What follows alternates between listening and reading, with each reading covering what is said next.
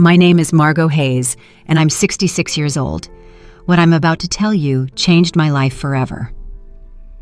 The funeral for my husband, Ernest, was the quietest day of my existence. There, beside his grave, I received a message from an unknown number that sent a chill through me. "I'm alive. That's not me in the casket," I replied, my hands trembling. "Who are you?" The response took my breath away. "I can't say. They're watching. Don't trust our sons." That moment tore my soul in two. My world crumbled when I saw Charles and Henry, my own sons, standing by the casket with strangely calm expressions. Something was wrong. Their tears seemed forced, their hugs as cold as ice. For 42 years, Ernest had been my partner, my refuge, my reason for living. I met him when I was 24 in the small town of Spring Creek. We grew up on the same dusty back roads, sharing modest dreams.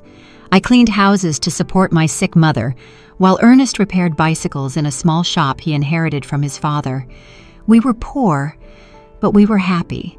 We had something money couldn't buy: real love. I remember the first time he spoke to me. It was a Tuesday morning. I was walking toward the market in my faded green dress and worn-out shoes. He stepped out of his shop with grease-stained hands and smiled at me with a shyness that made me fall in love with him instantly. "Good morning, Margot," he said in a soft voice. "Need me to check out your bike?" I didn't own a bike, but I came up with an excuse just to talk to him. That conversation turned into dates under the big old oak tree in Town Square Park, then into promises of eternal love, and finally, into a simple wedding full of hope. The first few years were hard. We lived in a 2-bedroom house with a tin roof. When it rained, we'd set out pots all over the house to catch the leaks. But we were happy. Ernest worked from sunup to sundown in his shop, and I sewed clothes for the women in town. When Charles was born, I thought my heart would burst with happiness. He was a beautiful baby with his father's big eyes and my smile. 2 years later, Henry arrived, just as perfect. I raised them with all the love in the world, sacrificing my own needs for theirs. Ernest was a wonderful father. He'd take them fishing in the river on Sundays, teach them to fix things with their hands, and tell them stories before bed. I fed them, dressed them, and comforted them when they cried. We were a close family, or so I believed. As they grew up, things started to change. Charles, the oldest, was always ambitious. From a young age, he'd ask why we lived so modestly, why we didn't have a car like other families. Henry followed his lead in everything, as he always had. When Charles turned 18, Ernest offered him a job at the shop, but he rejected it with contempt. "I don't want to get my hands dirty like you, Dad. I'm going to be someone important." Those words hurt Ernest deeply, though he never said it to me. I'd see him sitting on the porch at night, staring at the stars with a look of sadness. His son had rejected not only his work, but his entire way of life. The years passed, and to my surprise, Charles managed to make a name for himself in the business world. He got a job at a real estate company in the city. Henry followed soon after. They both started making money, far more than Ernest and I had ever seen. At first, I was so proud. My sons had achieved what we never could, escaping poverty and building a better life. But little by little, that joy turned into sadness. Visits became less frequent, and phone calls grew shorter. When they did come, they arrived in expensive cars, dressed in fancy suits, talking about investments and properties. They'd look at us with a strange mix of pity and shame. "Mom," Charles said to me during one of their sporadic visits, "you and Dad should move somewhere better. This house is falling apart." He was right. But that house held all our memories. It was where we'd raised our sons, where we'd shared thousands of meals, where we'd grown old together. It wasn't fancy, but it was our home. Ernest, always wise, would tell me, "Margot, money has changed our boys. We aren't enough for them anymore." I resisted believing it. I kept justifying their absences, their brief calls, their broken promises. "They're busy building their lives," I'd tell myself. "Someday they'll be the loving boys we raised again." But in my heart, I knew Ernest was right. We had lost our sons long before I lost my husband. I just didn't know to what extent we had become strangers to them. The most drastic change came when Charles married Jasmine Albright, a woman from the city who never hid her disdain for our simple lifestyle. The first time he brought her home, she arrived in high heels that sank into the dirt of our porch and an elegant red dress that looked more expensive than everything I had ever owned. "Nice to meet you," she said with a forced smile, barely extending the tips of her fingers to greet me. Her eyes scanned our humble home with an expression I couldn't decipher, but that made me feel small. During dinner, Jasmine barely touched the food I had prepared with so much love. She moved the meatloaf around on her plate and cut tiny pieces of chicken, but she ate almost nothing. Charles seemed nervous, constantly apologizing for things he had never been ashamed of before. "Next time, we'll take them out to a restaurant," he whispered to Jasmine, thinking I couldn't hear. But I heard him. Every word pierced my heart like a knife. Henry, for his part, remained single, but adopted the same distant attitude as his brother.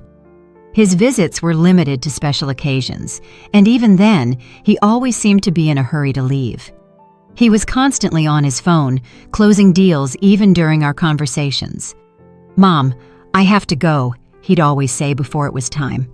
"I have an important meeting early tomorrow." Family Sundays became a distant memory. Christmases grew cold and formal.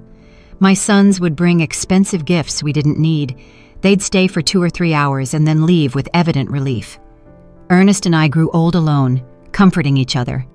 He continued to work in his shop, though his hands no longer had the same strength. I continued with my sewing, but my eyes weren't the same.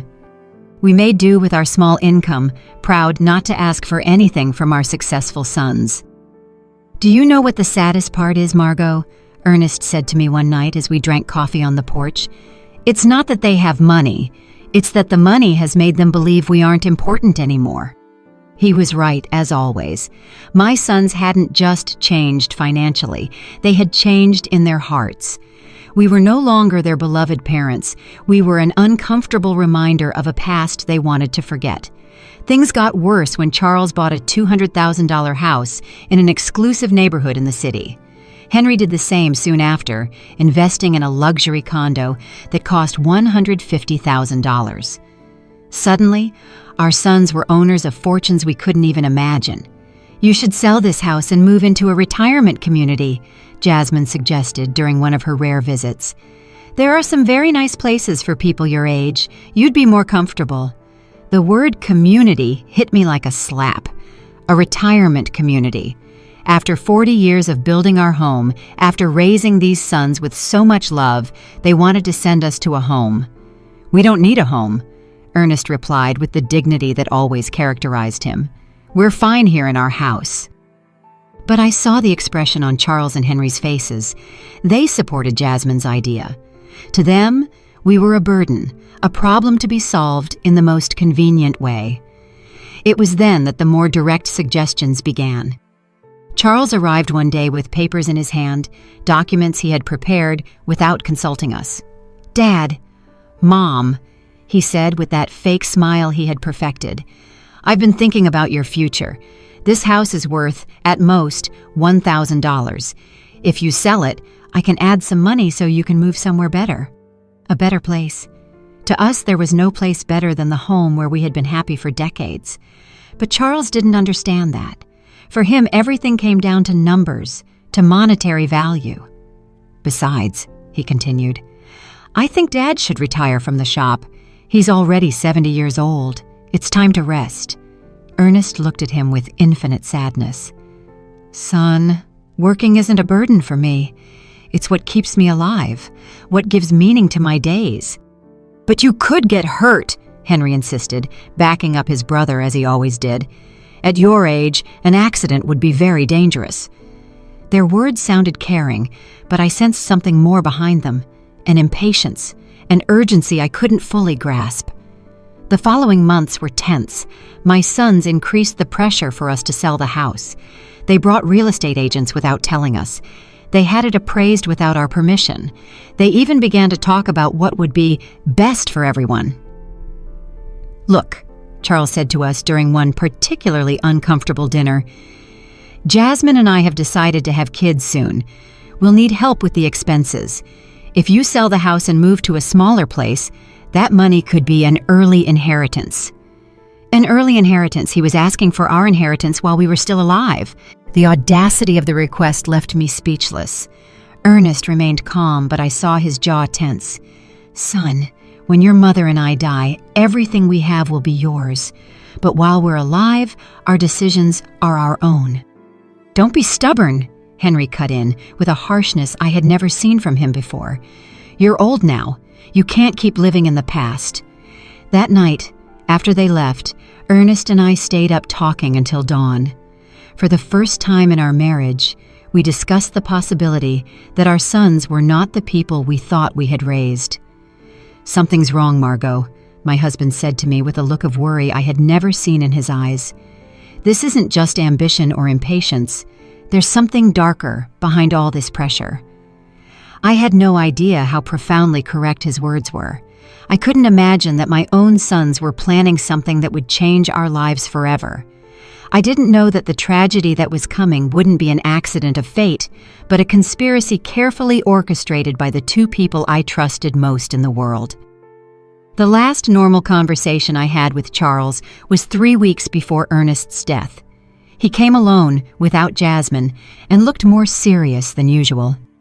"Mom," he said, sitting at the kitchen table where he had eaten breakfast so many times as a boy, "I want you to know that no matter what happens, Henry and I will always take care of you." His words soothed me at the time, but now, remembering them beside Ernest's grave, they send a shiver down my spine. Why did he say, "no matter what happens"? What did he know that I didn't? The accident that changed everything happened on a Tuesday morning. Ernest had left early for the shop, as he had done every day for more than 40 years. I was in the kitchen preparing his favorite lunch, meatloaf and mashed potatoes, when the phone rang with an urgency that sent a chill through me. "Mrs. Hayes?" a voice I didn't know asked. "I'm calling from Memorial Hospital. Your husband has been in a serious accident. You need to come immediately." The words blurred in my mind like ink and water. The world stopped. My legs turned to jelly, and I had to grab the doorframe to keep from falling. "What happened? Is he okay? Is he alive? Is he in the ICU?" "Ma'am, please come as soon as possible." The trip to the hospital was a hazy nightmare. My neighbor, Doris, had to drive me because I was shaking so much I couldn't even hold the keys. The whole way there, my mind refused to process what was happening. Ernest was careful, meticulous in his work. How could this have happened? When we got to the hospital, Charles and Henry were already there. That surprised me because no one had notified them yet. At least not me. But in my desperation, I didn't pay attention to that detail. "Mom," Charles said, hugging me with a force that seemed genuine. "Dad is in bad shape. The doctors say one of the machines at the shop exploded. He has severe burns and a traumatic brain injury." Henry's eyes were red, but something in his expression felt off. He seemed more nervous than sad, like someone waiting for important news rather than someone suffering for his father. "Can we see him?" I asked, desperate. "Only immediate family, one at a time, and for 5 minutes max," the nurse explained. When I entered that ICU room, my heart sank. Ernest was hooked up to a dozen machines with bandages covering most of his face and arms. I barely recognized him. His breathing was labored, artificial, kept going by machines that beeped constantly. I walked up to his bed and took his hand, the only part of his body that seemed intact. "Ernest, my love, I'm here. Everything is going to be all right. You're going to recover, just like you always do." For a moment, I felt a slight squeeze in my hand. His eyes moved behind his closed lids. He was fighting. My warrior was fighting to get back to me. The next 3 days were the longest of my life. I practically lived at the hospital, sleeping in the uncomfortable chairs in the waiting room. Charles and Henry took turns accompanying me, but they always seemed more interested in talking to the doctors than in comforting their father. I overheard fragmented conversations that I couldn't fully understand at the time. Henry asked about medical insurance, about the cost of treatment. Charles was on the phone talking about life insurance policies and beneficiaries. "Mom," Charles said to me on the second day, "we reviewed Dad's insurance. He has a life insurance policy for $50,000. There's also a workers' comp policy that could cover up to $75,000 more. Why was he talking to me about money when Ernest was still fighting for his life? Why was he worried about insurance instead of his father's recovery? I don't care about the money, I responded harshly. I just want your dad to get better. Of course, Mom, he said, but I saw something in his eyes that I didn't like. A coldness, a calculator working while his father lay dying. On the third day, the doctors gave us the most devastating news of my life. Dr. Patterson, an older man with a compassionate expression, gathered us in a small office. Mrs. Hayes, he began softly, your husband's condition is critical. The burns have become infected, and the head trauma is more severe than we initially thought. We have to be realistic about his chances. What does that mean? I asked, though my heart already knew the answer. It means we need to prepare for the worst. Your husband is in an induced coma. We could keep him alive indefinitely, but his quality of life, well, it's highly unlikely he will ever regain consciousness. My world fell apart around me. 42 years of marriage, an entire life built together, and now they were telling me it was all fading away like smoke. We want to try everything, I said through sobs, no matter the cost, no matter how long it takes. But Charles exchanged a look with Henry that deeply unsettled me. Mom, Charles said in a voice that tried to sound understanding, we have to be practical. Dad wouldn't want to live like this. He always said he never wanted to be a burden on anyone. A burden. I exploded with a fury I didn't know I had. He's your father. He's not a burden. He's the man who raised you, who worked his whole life to give you the best he could. We know, Mom, Henry chimed in. But we also have to think about you. The medical bills are going to be enormous. They could wipe out all your savings. Again, money. Always money. My husband was dying, and they were calculating costs.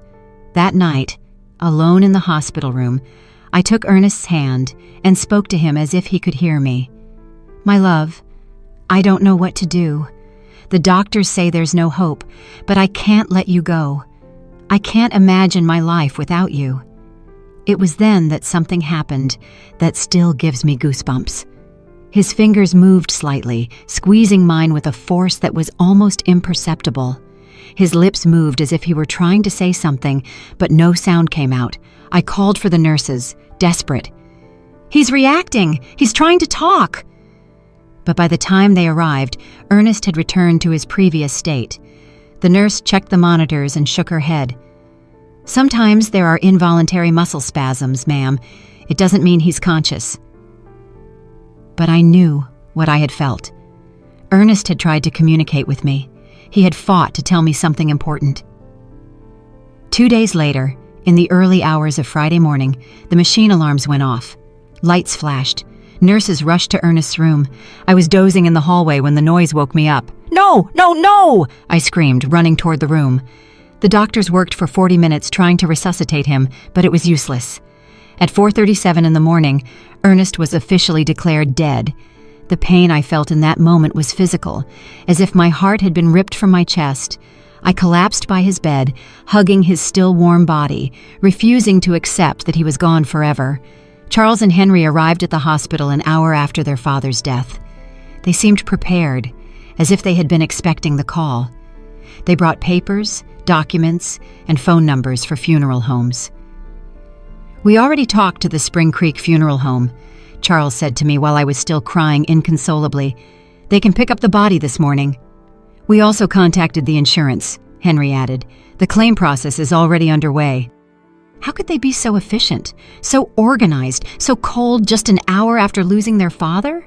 Something was wrong, but my grief was so intense that I couldn't think clearly. The funeral was scheduled for the following Monday.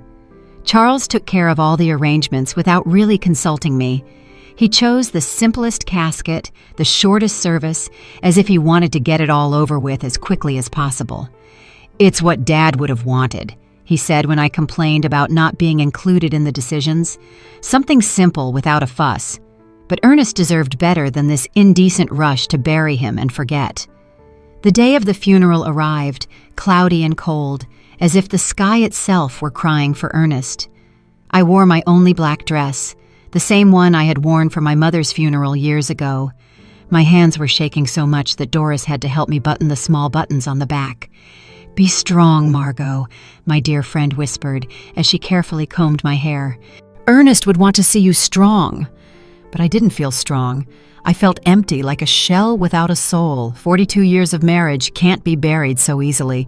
Every object in the house reminded me of him: his coffee mug on the table, his tools on the porch, his pillow that still held his scent. When we got to the cemetery, I was surprised by how few people had attended. I expected to see more of Ernest's co-workers from the shop, more neighbors, more acquaintances. But it was only Charles, Henry, Jasmine, Doris, me, and the pastor. For a man who had lived 70 years in the same town, who had helped so many people, the funeral seemed strangely empty. "Where are the guys from the shop?" I asked Charles. "We didn't want to bother anyone," he replied quickly. "Dad was a private person. He would have preferred something intimate." But that wasn't true. Ernest loved his community. He cared about his neighbors. He would have wanted them to come say goodbye. Why had Charles decided to make everything so secretive, so rushed? During the service, I watched my sons with a strange emotional detachment. Charles had a solemn expression, appropriate for the occasion, but his eyes constantly darted toward his watch. Henry seemed restless, as if he had more important things to do. Jasmine discreetly checked her phone behind her black veil. This was how they were saying goodbye to their father, with impatience and distractions. The pastor spoke about eternal life, about well-deserved rest, about reuniting with God. His words felt hollow in my shattered heart. I didn't want Ernest to rest in peace. I wanted him to come home with me, for us to keep growing old together, for us to keep drinking coffee on the porch every evening. When it was time to throw dirt on the casket, my legs refused to hold me up. Doris had to support me as I sobbed uncontrollably. The sound of the dirt hitting the wood was final, conclusive, hopeless. It was at that exact moment, standing by my husband's grave, that my phone vibrated. A text message from an unknown number. "I'm alive. That's not me in the casket." My heart stopped. The letters danced in front of my eyes as if I were hallucinating. I was losing my mind from the grief. With trembling hands, I replied, "Who are you?" The answer came immediately. "I can't say. They're watching. Don't trust our sons." The phone fell from my hands as if it were burning. Doris bent down to pick it up, but I stopped her abruptly. I couldn't let anyone else see those messages, not until I understood what was happening. "Are you okay, Mom?" Charles asked, approaching with a worried expression. I stared at him, trying to find some clue on his face. His eyes seemed sincere, but now every gesture, every word, every expression felt suspicious. "I'm fine," I lied, putting the phone in my purse. "I just need to go home." On the way back, I couldn't get those messages out of my head. Was it possible that someone was playing a cruel joke at the worst moment of my life? Or was there really a possibility that Ernest was alive? But if he was alive, who had we buried? And if he wasn't alive, who knew enough details about our lives to write something so specific about our sons? That night, alone in my house, which now felt like a tomb, I reviewed every detail of the last few days. Ernest's accident had been strange from the beginning. According to Charles, a machine had exploded in the shop, but Ernest knew every screw and wire in that place. He was meticulous about maintenance, obsessive about safety. Plus, how had my sons gotten to the hospital so quickly if no one had notified them? The hospital had called me first. I was the emergency contact. How did they know about the accident before I did? And then there was the money. From day one, Charles and Henry had talked about insurance, policies, and beneficiaries, as if they had been waiting for this moment, preparing for it. I decided to check Ernest's papers. In his old wooden desk, he kept all his important documents in a metal box. Insurance policies, the deed to the house, shop documents, everything was there. I found the $50,000 life insurance policy that Charles had mentioned. But there was something I didn't remember.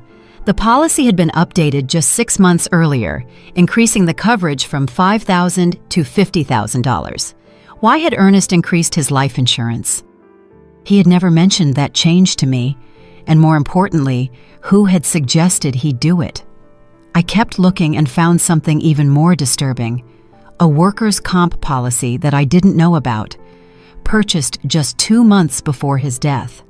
$5,000 in case of accidental death on the job.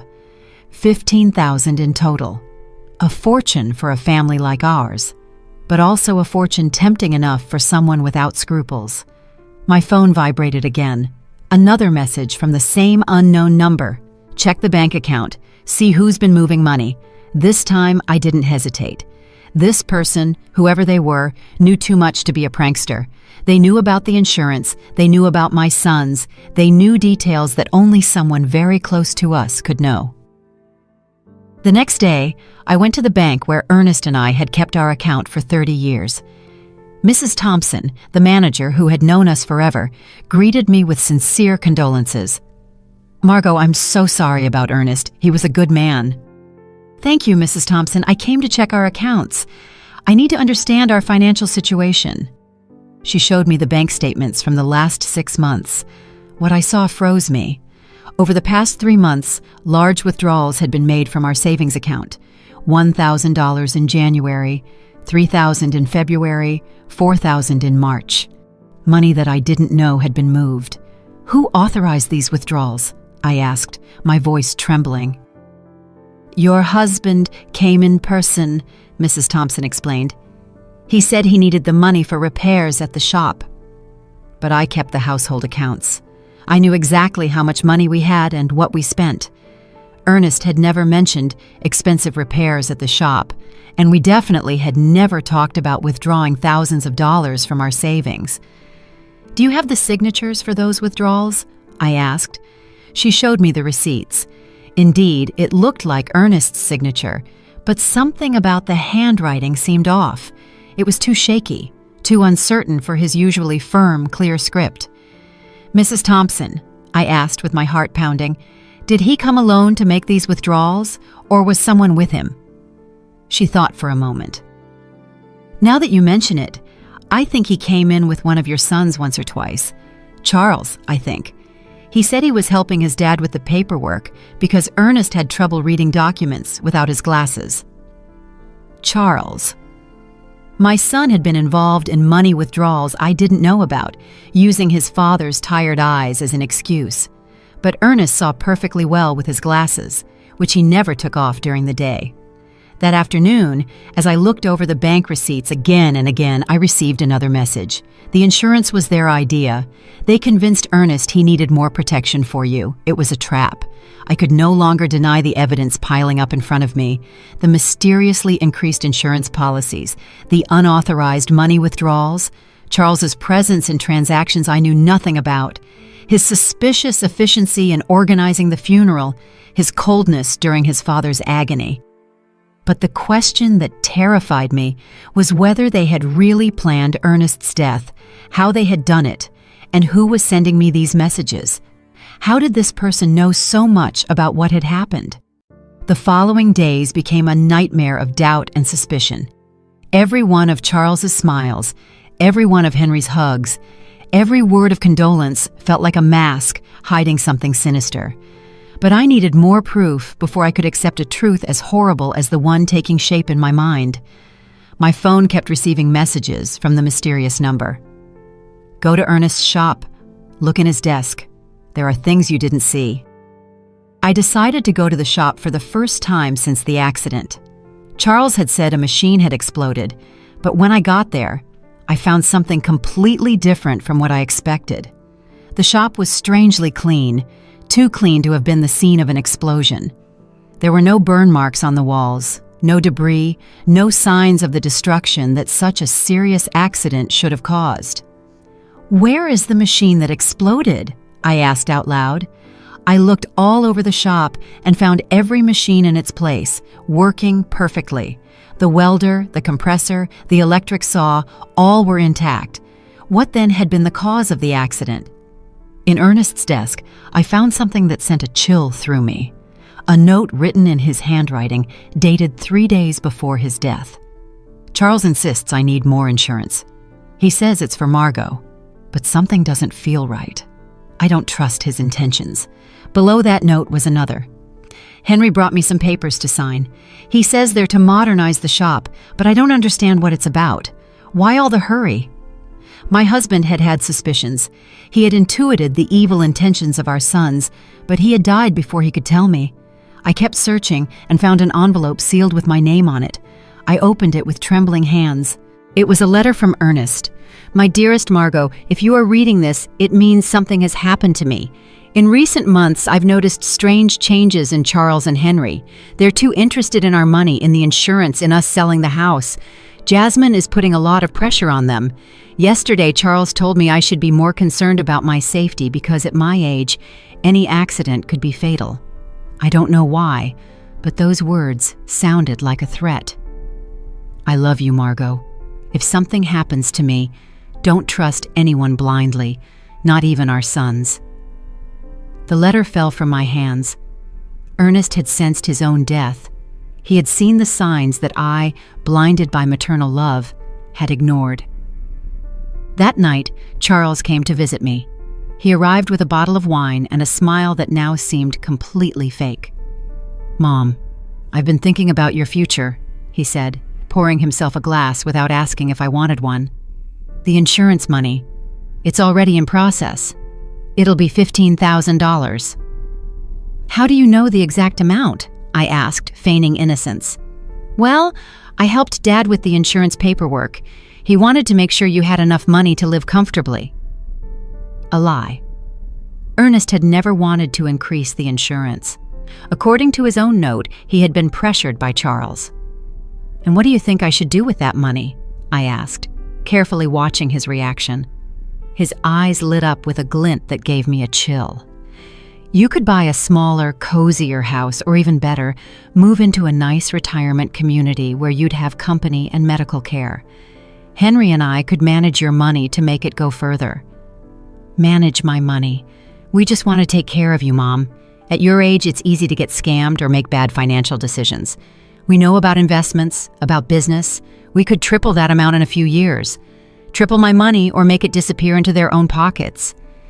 "Let me think about it," I said, trying to buy time. "Of course," Jasmine said with her fake sweetness, "but not too long, for your own good." After they left, I sat in my kitchen, shaking with rage and fear. My own sons, my flesh and blood, had not only murdered their father, but now they were planning to steal everything I had left.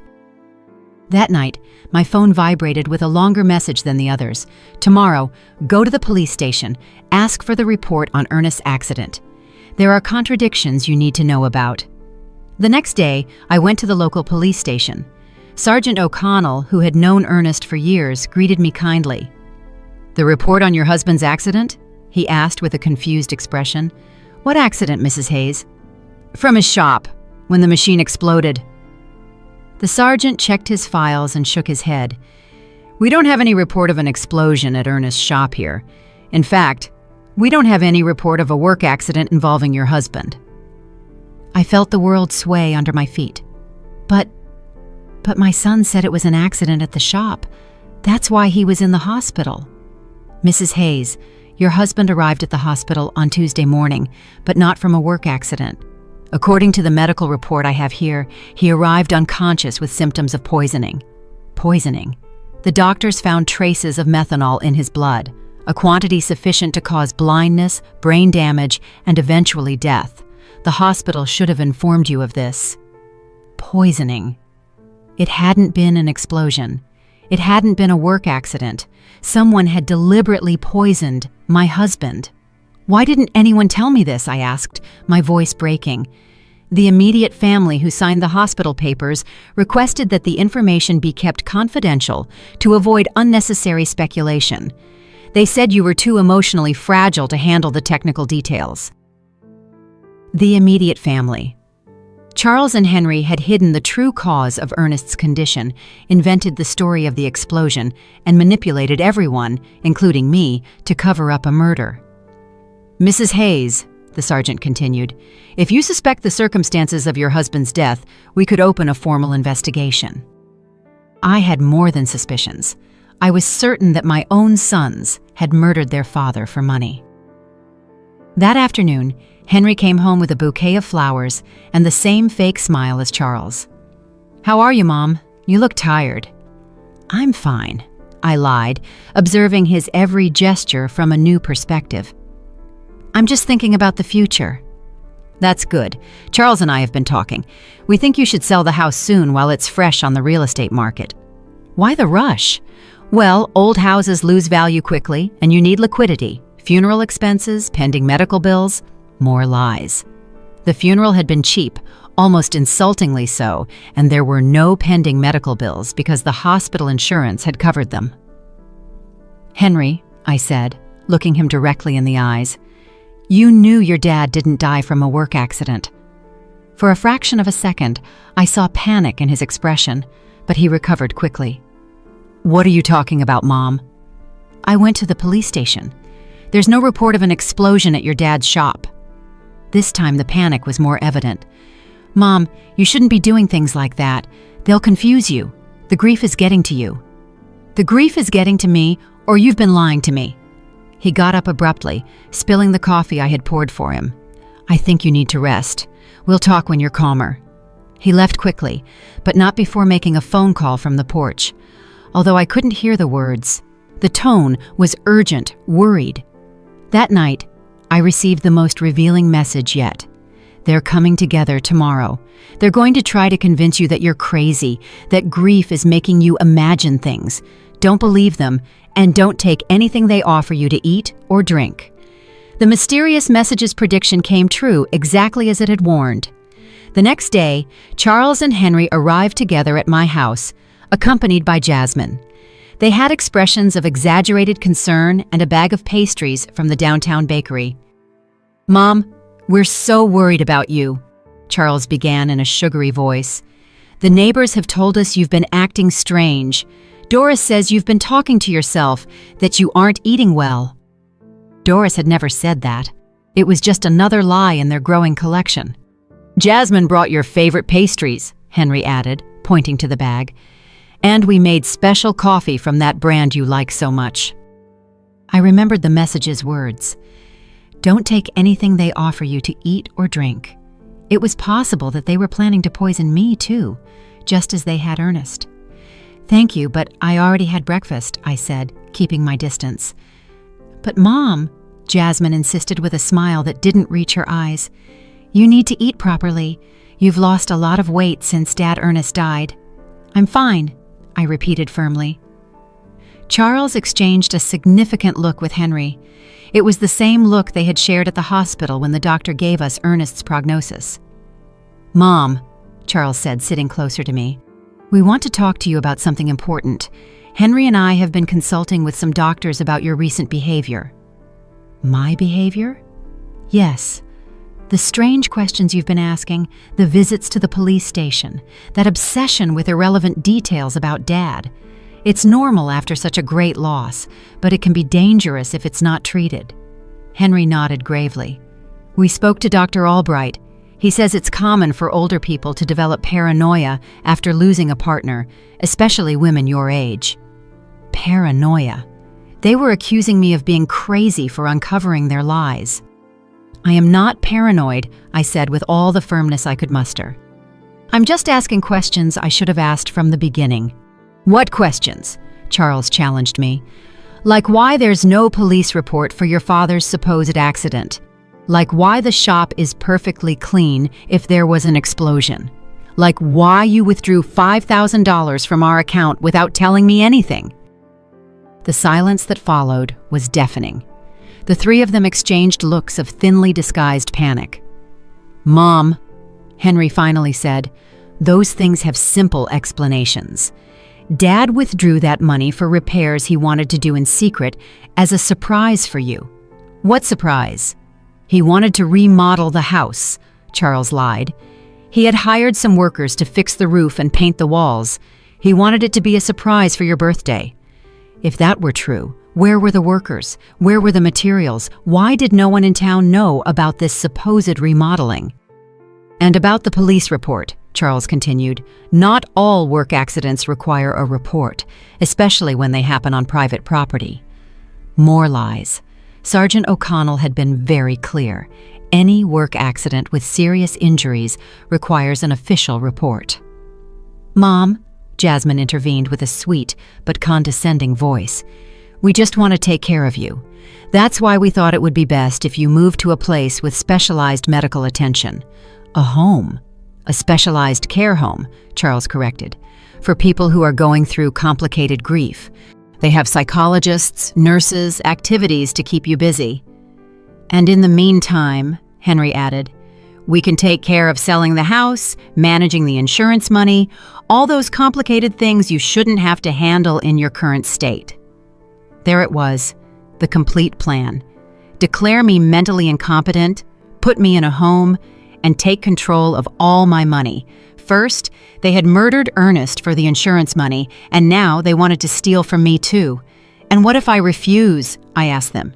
"Why would you refuse?" Charles asked with a smile that sent a chill through me.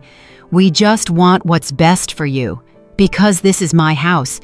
This is where I built my life with Ernest. This is where I raised you." "Mom," Henry said with an exaggerated sigh, "you can't live in the past forever. Dad is gone. You have to accept it and move on." "I have accepted it, but that doesn't mean I'm going to give away my life and my money." The mask of concern began to crack on my sons' faces.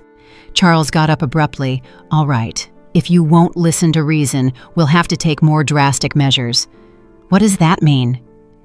"It means we can start a legal process to have you declared mentally incompetent. We have witnesses to your erratic behavior. We have testimony from doctors who confirm you're suffering from senile paranoia." "Doctors? What doctors?" I hadn't spoken to any doctors about my mental state. "Dr. Albright already signed a preliminary report," Henry added.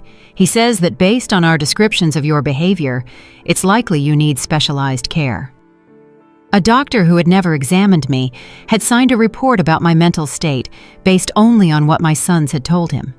How much had it cost them to buy that false evaluation? "So you can cooperate voluntarily," Charles continued, "or we can do it legally, but either way, you're going to get the help you need." It was a direct threat. If I didn't hand over my money voluntarily, they would use the legal system to steal it from me. "I need time to think about it," I told them, trying to buy time. "Of course," Jasmine said with her false sweetness, "but not too much time, for your own good." After they left, I sat in my kitchen, trembling with rage and fear. My own sons, the blood of my blood, had not only murdered their father, but now they were planning to steal everything I had left.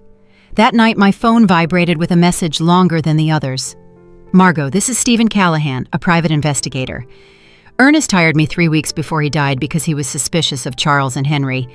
They poisoned him with methanol mixed in his breakfast coffee. I have audio evidence of their conversations planning everything. Tomorrow at 3 in the afternoon, go to the corner cafe. Sit at the back table. I'll be there." At last, I would know who had been sending me those messages, and more importantly, I would have the proof I needed to get justice from my husband's death. But I also knew I didn't have much time. Charles and Henry had shown their hand. If I didn't act fast, I'd end up locked in a home while they spent the money that had cost Ernest his life. The war had begun, and even if I was a 66-year-old woman against 2 ruthless men, I had something they didn't: the truth. And the truth, sooner or later, always finds a way to come out.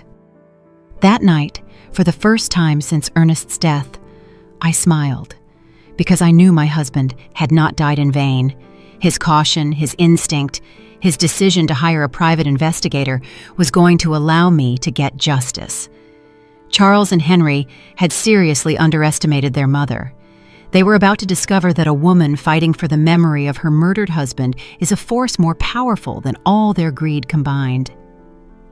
The next day arrived, filled with nervousness and anticipation. I dressed carefully, choosing my most serious purple dress, the one I wore for important occasions.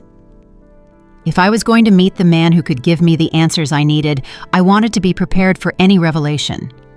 At 2:30 in the afternoon, I walked toward the corner cafe with determined but cautious steps. Every shadow looked suspicious. Every person on the street could be a spy sent by my sons. The paranoia they had accused me of having was starting to feel justified. The cafe was moderately full. I went straight to the back table as I had been instructed.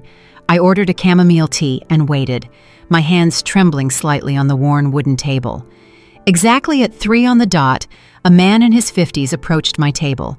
He was tall and gray-haired, with intelligent eyes and a serious but kind expression. He was carrying a brown folder under his arm. "Mrs. Hayes?" he asked in a low voice. I nodded, not yet trusting my voice. "I'm Stephen Callahan. I'm so sorry for your loss." Ernest was a good man. He sat down across from me and placed the folder on the table. "Before I show you what I have, I need you to know that what you're about to hear and see is going to be very painful. Are you ready?" "I've been getting ready since I received your first message," I replied, with a firmness I didn't know I had. Stephen opened the folder and took out a small voice recorder.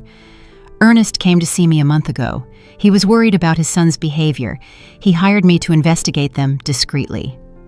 He pressed the play button. Ernest's voice, so familiar and dear, filled the small space between us. "Stephen, I need you to know that if something happens to me, it won't be an accident. Charles and Henry have been pressuring me to increase my life insurance.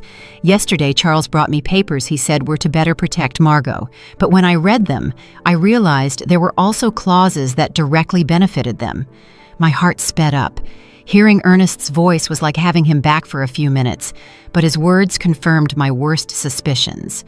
The recording continued. "Henry has been asking strange questions about my daily routine, what I eat for breakfast, what time I leave the house, if Margot comes to the shop with me. He says it's out of concern, but something about the way he asks worries me." Stephen paused the recording. "This conversation was 3 weeks before his death, but I have something more recent." He played another recording, this time with Charles's voice in the background talking on the phone. "No, we can't wait any longer. The old man is starting to get suspicious. Yesterday he asked me why I was so interested in his insurance. Yes, I already have the methanol. It works perfectly because the symptoms look like a heart attack or a stroke. No, Mom won't be a problem. After Dad dies, she'll be so devastated that we can do whatever we want with her." Tears began to roll down my cheeks. It was the voice of my son, my own son, coldly planning his father's murder. "There's more," Stephen said softly. "This recording is from the day before Ernest's death." A new recording began. This time, it was Henry talking to someone. "Everything's ready. Tomorrow Charles is going to put the methanol in Dad's coffee. We told him it was a special vitamin supplement a doctor recommended. The idiot is going to drink it without suspecting a thing. The symptoms? It'll start with dizziness and confusion, then loss of sight, convulsions, coma. The doctors will think it's a stroke or a heart attack. By the time they realize it's poisoning, it'll be too late." My world completely collapsed. Not only had they planned Ernest's murder, but they had executed it with a coldness that terrified me. How was it possible that my sons, the babies I had nursed, the boys I had comforted through their nightmares, were capable of something so monstrous? "How did you get these recordings?" I asked through my sobs. "Ernest had asked me to put listening devices in your house," Stephen explained. He was afraid, but he didn't know exactly what of. "We placed them on the home phone and in some other strategic spots." He took out a series of photographs from the folder. "I also have this. Charles buying methanol at a hardware store 30 miles from town. He paid with cash and used a fake name, but I have it on video." The photographs clearly showed Charles leaving a hardware store with a small bottle in his hands. The date on the photos was 5 days before Ernest's death. "And this," Stephen continued, showing me more documents. "These are Charles and Henry's financial records from the last 6 months. They've been spending a lot more money than their incomes justify. Charles owes $70,000 to a lender in the city. Henry has gambling debts for $40,000. They were desperate." It all started to make sense. It wasn't just greed that had motivated Ernest's murder. It was financial desperation. My sons were ruined and saw their father as a source of easy, fast money. "Why didn't you go to the police immediately after Ernest's death?" I asked him. "Because Charles and Henry are very smart. They bribed the doctor who attended to Ernest at the hospital to change the official diagnosis. Instead of poisoning, the death certificate says heart failure due to complications from a work accident. Without that medical evidence, my recordings might not have been enough for a conviction. But now we have all the evidence together," I said, feeling a mix of pain and determination. "Exactly. And there's one more thing you need to know." My blood ran cold. "What?" "Your sons were planning to kill you too." Stephen played one last recording, this time with Charles and Henry's voices together. "Once we have Dad's insurance money, we need to get rid of Mom too," Charles said. "We can't risk her getting suspicious or anyone else putting ideas in her head." "How?" Henry asked. "The same as with Dad, but this time we can make it look like a suicide from depression. A widow who can't live without her husband. Nobody would question it. And the money? We're her only heirs. Everything would be ours. The house, the savings, the insurance money, almost $200,000 in total." The recording stopped. I was shaking uncontrollably. My sons had not only murdered their father, but they were planning to murder me as well. All for money. "Mrs. Hayes," Stephen said gently, "I know this is devastating, but we have enough evidence to make them pay for what they did. What do we do now?" I asked, wiping my tears. "First, we need to go to the police with all this evidence. Sergeant O'Connell is an honest man. He's not involved in the corruption. Second, we need to act fast. Your sons are planning to have you declared mentally incompetent tomorrow. If they succeed, it will be much harder to proceed legally." "Tomorrow?" "Yes, I intercepted a phone conversation this morning. They're meeting with Judge Miller at 10 in the morning to start the mental incapacitation process." I got up from the table with a determination I hadn't felt in weeks. "Then, we have to act tonight." "Exactly," Stephen confirmed. "But first, there's one more thing I want to show you." He took one last photograph from the folder. In it, Ernest was leaving a medical clinic I didn't recognize. 3 days before he died, your husband went to get a full medical exam at a clinic in the city. The results show that he was perfectly healthy. There were no signs of heart disease, his blood pressure was normal, everything was perfect. This definitively proves that his death was caused by poisoning, not by natural health problems. That was the final piece of evidence we needed. Ernest had been a healthy man, murdered by his own sons. "Stephen," I said, taking his hand, "thank you for keeping your promise to my husband. Now, let's get justice." That same night, Stephen and I went directly to the police station. Sergeant O'Connell was working the night shift that week, which was perfect for our purposes. When we arrived, it was 8 in the evening, and the station was relatively quiet. "Sergeant O'Connell," I said in a firm voice, "I need to file a formal complaint for the murder of my husband, Ernest." The sergeant looked at me with surprise. "Murder? Mrs. Hayes, the death certificate says he died from heart complications after a work accident." "The death certificate is false," I replied, placing Stephen's folder on his desk. "My husband was deliberately poisoned with methanol by our own sons." For the next 2 hours, Stephen and I presented all the evidence. The audio recordings, the photographs of Charles buying methanol, the bank documents showing the unauthorized withdrawals, Ernest's medical results proving his perfect health, and finally, the recorded conversations where my sons confessed to both their father's murder and their plans to kill me. Sergeant O'Connell listened to each recording with an increasingly serious expression. When we finished, he leaned back in his chair and shook his head in disbelief. This is monstrous," he murmured. "Are you sure you want to go through with this, Mrs. Hayes? Once we arrest your sons, there's no turning back."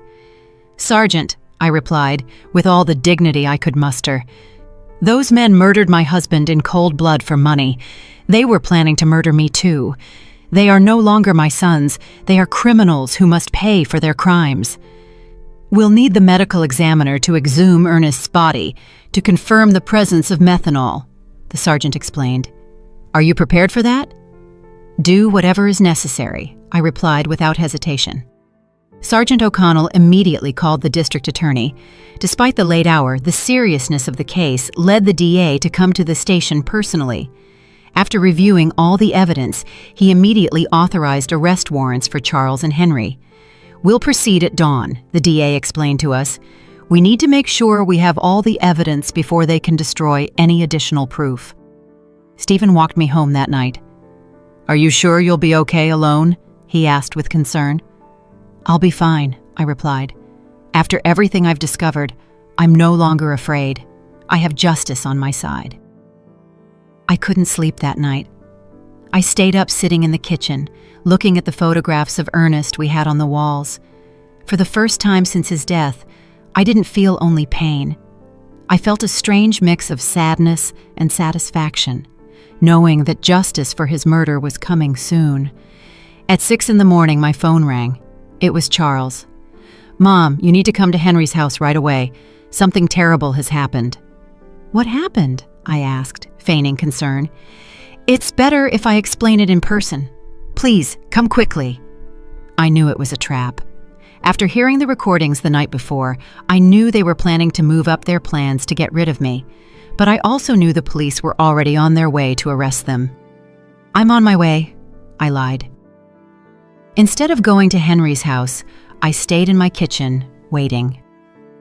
At 7:30 in the morning, I saw from my window as several police cars headed toward my son's houses in different directions. My phone rang repeatedly for the next hour. First Charles, then Henry, both with increasingly desperate voices asking where I was, but I didn't answer any calls. At 9 in the morning, Sergeant O'Connell knocked on my door. "Mrs. Hayes, we've arrested Charles and Henry. They are in police custody, charged with first-degree murder and conspiracy to commit murder." I felt my legs tremble, but this time it wasn't from fear, it was from relief. "How did they react?" I asked. "Charles denied everything at first, but when we played the recordings for him, he collapsed. Henry tried to escape through the back window of his house. We had to chase him for 6 blocks. That afternoon, Jasmine came to see me. She arrived sobbing, pleading, completely different from the cold, calculating woman I had known. "Mrs. Hayes, please, you have to drop the charges against Charles. He's not bad. He was just desperate because of his debts. This is my fault too. I pressured him a lot to find money."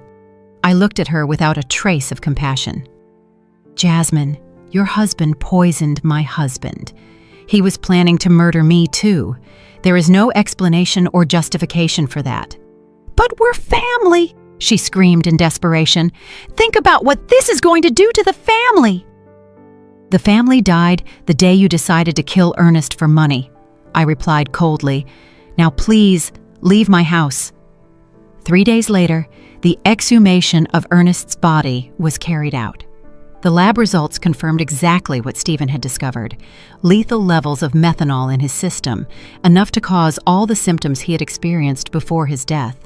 The case became a sensation throughout the town. No one could believe that 2 sons had murdered their own father for money. The local newspapers called it the cruelest crime of the decade. Over the following weeks, more details came to light during the investigation. Charles really owed $7,000 to illegal lenders who had started threatening him with violence. Henry had lost $5,000 in underground gambling dens and was also facing threats. They had seen Ernest's life insurance money as their only salvation, but their greed had led them to increase the policies so dramatically that it had aroused their own father's suspicion. We also discovered that the doctor who had falsified the death certificate had received $5,000 in cash from Charles. He was also arrested for obstructing justice and falsifying official documents. Stephen explained all the details of the plan Ernest had made with him. "Your husband was smarter than his sons believed. He knew something bad was coming, but he didn't know exactly what. He hired me not only to investigate Charles and Henry, but also to protect you if something happened to him. Did he know they were going to kill him?" I asked. "Not exactly," Stephen said, but he suspected his life was in danger. That's why we installed the recording devices. That's why we documented everything. He wanted to make sure that if something happened to him, the truth would come to light. My Ernest, even in his final days, had been protecting me. He had anticipated our son's betrayal and had taken steps to ensure that justice would prevail. The trial was scheduled to begin in 2 months. Both Charles and Henry faced charges of first-degree murder, which in our state carried a sentence of 25 years to life. The day of the trial arrived after 2 months of intense legal preparation. The courtroom was completely full. Reporters from several regional newspapers had come to cover what was already known as the case of the killer sons. The whole town was there. Neighbors, former co-workers of Ernest, even people I barely knew, but who wanted to witness this historic moment of justice. I wore my best black dress, the same one I had worn for our wedding so many years ago, but which now represented mourning and dignity. Stephen accompanied me, sitting by my side throughout the entire process. His presence gave me the strength to face what would be the most difficult day of my life. Charles and Henry entered the courtroom in handcuffs, dressed in orange prison jumpsuits. Seeing my sons like that broke my heart one more time, but I no longer felt pity for them. I only felt a deep sadness for the moral death they had chosen long before they physically murdered their father. The prosecutor presented the case with devastating precision. One by one, the recordings were played for the court. The silence was absolute every time the voices of Charles and Henry were heard, coldly planning Ernest's murder. When the prosecutor played the recording where they planned to kill me too, several people in the audience gasped in horror. One elderly woman got up and left the courtroom crying. I couldn't blame her. It was difficult to process such cruelty. "Ladies and gentlemen of the jury," the prosecutor said during his opening statement, "this is not an ordinary case of family greed. This is a case of cold and calculated premeditation, where 2 men decided to murder the father who had raised them with love and sacrifice simply because they needed money to pay off their gambling debts and irresponsible loans." Charles and Henry's lawyers tried to present a defense based on desperate circumstances and external influences, but the evidence was overwhelming. The recordings didn't lie, the bank documents didn't lie, the forensic evidence of the methanol in Ernest's body didn't lie. When it was my turn to testify, I walked to the stand with trembling legs, but a clear mind. I had been waiting for this moment for months. "Mrs. Hayes," the prosecutor asked me, "can you tell us what your relationship was like with your sons before your husband's murder?" "I thought I had a good relationship with them," I replied, looking directly at Charles and Henry. "I raised them with love. I sacrificed everything for their well-being. Their father worked from sunup to sundown to give them the best we could. I never imagined that love and sacrifice would become the reason for his murder." "At any point, did you suspect they could harm your husband?" "No. That is the most painful part of all this. I trusted them completely. When they told me Ernest had an accident at his shop, I believed them. When they organized the funeral so quickly, I thought they were being efficient in their grief. I never imagined they were covering up a murder." Charles lowered his head during my testimony. Henry looked at me defiantly, but I saw tears in his eyes. Too late for tears. Too late for regret. The most dramatic moment of the trial came when the prosecutor decided to play the full recording of the conversation where they planned my own murder. Charles's voice filled the courtroom. "Once we have Dad's insurance money, we need to get rid of Mom too. We can't risk her getting suspicious." A murmur of horror swept through the audience. Several people turned to look at me with expressions of disbelief and compassion. "How did you feel when you heard this recording for the first time?" the prosecutor asked me. "I realized that I had lost my 2 sons long before I lost my husband," I replied, my voice cracking but firm. "The babies I nursed, the children I comforted in their nightmares, had died and been replaced by 2 strangers capable of any cruelty for money." The defense tried to cross-examine me. suggesting that maybe I had misinterpreted my son's intentions, that maybe the grief had made me exaggerate the evidence. But the recordings spoke for themselves. Stephen also testified, explaining in detail how Ernest had hired him because he was afraid of his own sons. He described every step of the investigation, every piece of evidence collected, every recorded moment that revealed the truth. The medical examiner presented the results of the exhumation, confirming the lethal presence of methanol in Ernest's body. He explained how this poison acts slowly, causing exactly the symptoms my husband had experienced before he died. After 3 days of devastating testimony, the closing arguments arrived. The prosecutor was crushing. Charles and Henry are not victims of circumstances. They are predators who saw their own parents as financial obstacles that had to be eliminated.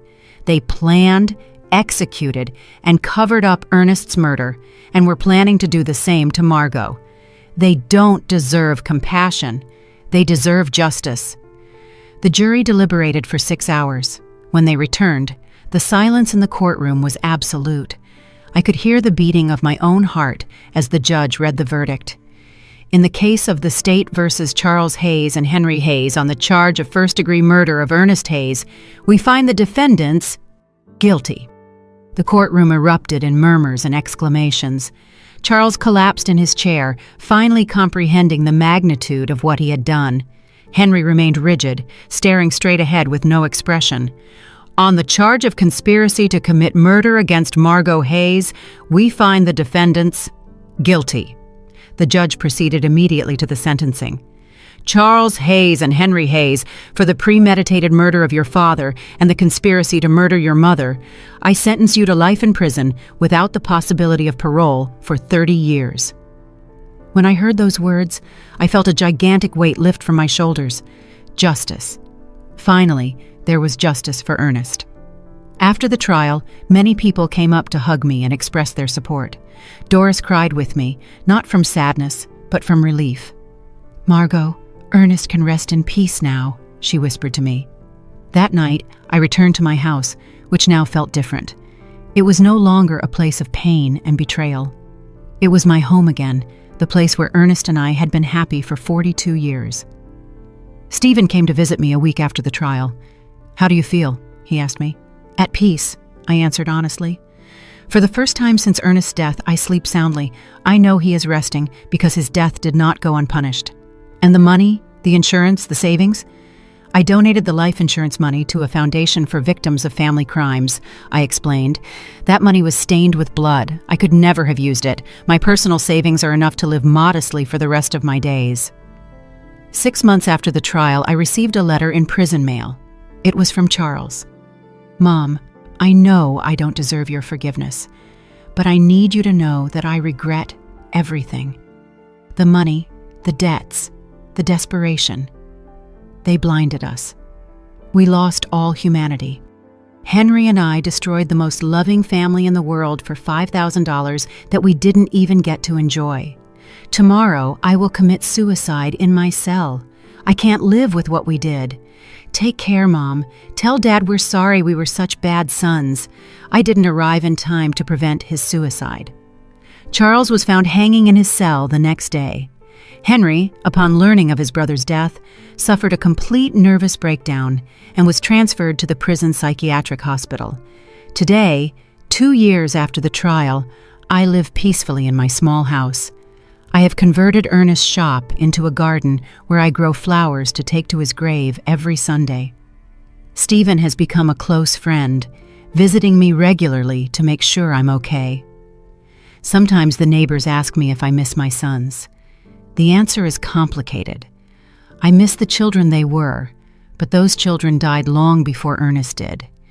The men they became were not my sons. They were strangers who shared my blood, but not my heart. I have learned that true family is not defined by blood, but by love, loyalty, and mutual respect. Ernest was my true family for 42 years. The friends who supported me during the trial are my family now. Justice did not bring Ernest back, but it gave me peace. And on quiet nights, when I sit on the porch where we so often drank coffee together, I swear I can feel his presence, proud of me for being strong enough to do the right thing, even when it meant losing my sons forever. 5 years have passed since that terrible day in the cemetery when I received the first message that changed my life forever. Today I am 71 years old, and my completely white hair reflects all the storms I have faced and overcome. But my eyes, my dear friend Doris tells me, shine with a peace they didn't have before. The house where Ernest and I built our dreams is still my refuge. I have made some improvements with the money I had saved. I painted the walls a soft yellow, Ernest's favorite color, and I turned his old shop into the most beautiful garden in the neighborhood. Red roses, white carnations, sunflowers that always seek the sun, just as he taught me to do during our most difficult years. Stephen Callahan became more than just the investigator who helped me get justice. He became my chosen family. He comes to visit me every Wednesday afternoon, and we drink coffee on the porch while he tells me stories about his other cases. He sometimes asks me if I regret reporting my own sons, if it wouldn't have been better to keep the secret and live with the lie. Never, I always answer. The truth hurts, but lies kill the soul. The foundation I established with the life insurance money has become something bigger than I ever imagined. The Ernest Hayes Foundation for Victims of Family Crimes now helps dozens of families every year who have gone through tragedies similar to mine. We have psychologists, lawyers, and private investigators all working so that no other family has to suffer in silence what I suffered. 6 months ago, a 40-year-old woman came to see me. Her name was Eleanor, and she suspected her brother had murdered her mother for the inheritance. Her story was painfully similar to mine. Greedy relatives, pressure to sell properties, strange behavior after the death. The foundation provided her with a private investigator, free legal advice, and psychological support throughout the process. When her brother was convicted of murder 3 months later, Eleanor came to hug me, crying, "Mrs. Hayes, you saved my life. If you hadn't had the courage to report your own sons, I never would have had the courage to report mine." Those are the moments that remind me why all the pain I went through was worth it. Henry is still alive, though he is no longer the same man I knew. After Charles's suicide, his mind completely broke.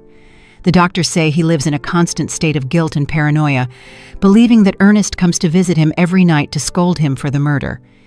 He has tried to commit suicide 3 times, but the prison guards keep him under constant surveillance. I receive letters from him occasionally. They are incoherent, full of desperate apologies and pleas for forgiveness. At first I read them, looking for some trace of the son I raised with so much love. But then I realized that reading those letters only reopened wounds that had already healed. Now I keep them unopened in a shoebox. Maybe someday I'll read them. Maybe not. I have the right to protect my peace of mind. Jasmine disappeared from town immediately after the trial. Someone told me she moved to the city and changed her name. I don't blame her. Carrying the last name of a murderer must not be easy. Sometimes I wonder if she knew what Charles was planning, if she was a silent accomplice to Ernest's murder. But those questions belong to the past, and I have learned to live in the present. The town of Spring Creek will never forget the case. It has become a local legend, a story that parents tell their children as a warning about greed and betrayal. Some see me as a hero, others as a cruel woman who sent her own sons to prison. I don't care what they think. I know the truth, and the truth has given me the peace I needed. My health remains surprisingly good for my age. The doctor says it's because I was finally able to free myself from the stress and sadness I was carrying. The body heals when the heart finds peace, he explained during my last checkup. Sunday mornings are my favorite. I cut fresh flowers from my garden and walked to the cemetery to visit Ernest's grave. His headstone now has an inscription that I had engraved after the trial. Ernest Hayes, beloved husband, betrayed father, honorable man. His love was stronger than his death. I tell him everything that has happened during the week. I talk to him about the foundation, about the families we have helped, about the thank you letters I receive from people who found justice thanks to our story. I swear I can feel his approval in the wind that moves the leaves of the nearby trees. "Do you know what's strangest, my love?" I said during my last visit. "I no longer feel pain when I think of Charles and Henry. I only feel pity. Pity because they had all the love in the world and they chose hate. They had a family that adored them and they chose betrayal. They had the opportunity to be honorable men like you and they chose to be murderers." Last week, a reporter from the city came to interview me for a documentary about family crimes. She asked me if there was anything I wanted to say to other people who might be going through similar situations. "Family is not an excuse for crime," I replied. "Love is not blind. Love with boundaries is true love. If someone who says they love you is capable of harming you for money or convenience, that person doesn't really love you, and it is never, ever too late to seek justice, no matter who the culprit is." This year, on the 5th anniversary of Ernest's death, I organized a special ceremony in his memory. More than 200 people came: neighbors, members of the foundation, families we have helped, local authorities. It was beautiful to see how his death, which began as a tragedy, had become a force for good in so many lives. Stephen gave an emotional speech. Ernest Hayes died because of his son's greed, but his legacy lives on in every family that finds justice thanks to his wife's courage. Evil tried to destroy his story, but good turned it into hope for others. At night, before I go to sleep, I sometimes take out the old photographs from when Charles and Henry were children. I see them playing in the yard, hugging their father, laughing with me on past Christmases. I allow myself to cry for those innocent children who once existed before greed completely corrupted them. But I no longer cry for the men they became. Those men chose their destiny. My story ended up being bigger than my personal tragedy. It has become a symbol that justice is possible, even when it comes from the most unexpected sources. A 66-year-old widow proved that truth is more powerful than lies, that true love is stronger than betrayal, and that it is never too late to do the right thing. Tomorrow is Wednesday, and Stephen will come for coffee, as always. I'll make his favorite pastry and tell him about the thank you letters that arrived this week. Afterward, we'll work together in the garden, planting new flowers for spring. Life goes on, more simple but more authentic than before.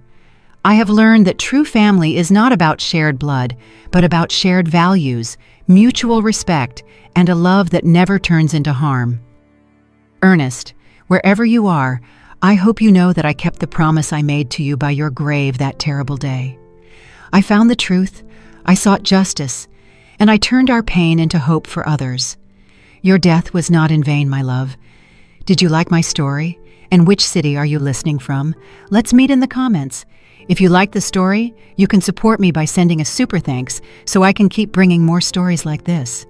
Thank you so much for your sweet support. I'm looking forward to your comments on the story. On the screen, you can see 2 new life stories that I highly recommend.